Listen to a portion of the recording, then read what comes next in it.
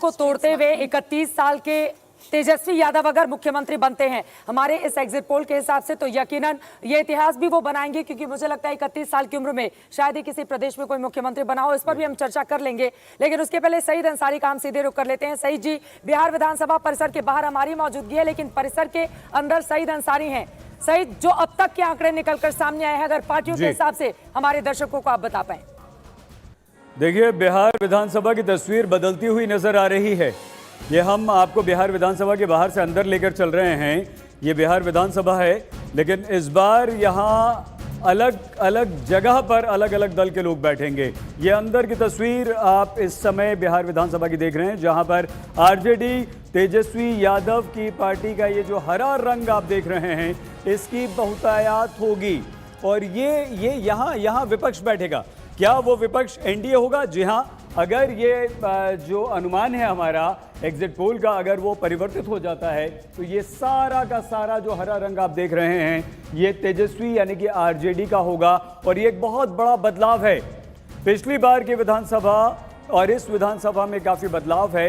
अब एक बात तो अच्छी हुई है कि ये क्लियर कट सीधा सीधा मैंडेट है, पूर्ण बहुमत है, किसी के सहारे की, किसी की मदद की जरूरत नहीं है। और जब पिछली बार यानी कि आरजेडी और नीतीश कुमार मिलकर चुनाव लड़े थे, जीते थे, एनडीए का सूपड़ा साफ हो गया था। तो आपको यहां पर देखना है कि क्या एक बार फिर से एनडीए का सूपड़ा साफ हो गया है।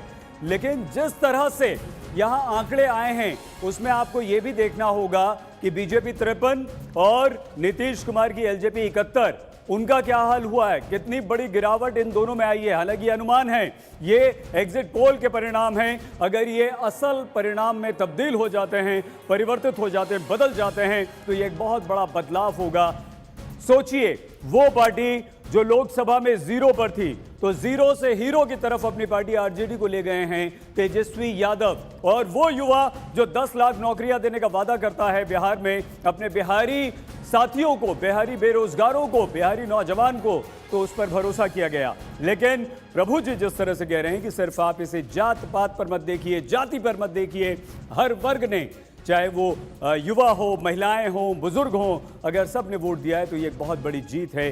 तो अब देखना ये होगा कि क्या असल रूप में जो इस वक्त बिहार विधानसभा हम आपको दिखा रहे हैं, 10 तारीख के बाद भी विधानसभा का स्वरूप यही होगा। और आंकड़े आगे पीछे हो सकते हैं, कम हो सकते हैं, लेकिन आप बहुत अच्छी तरह से जानते हैं कि ये बहुत ज़्यादा बदलाव इसमें नहीं होता अगर 3% आगे पीछे भी आप कर लें।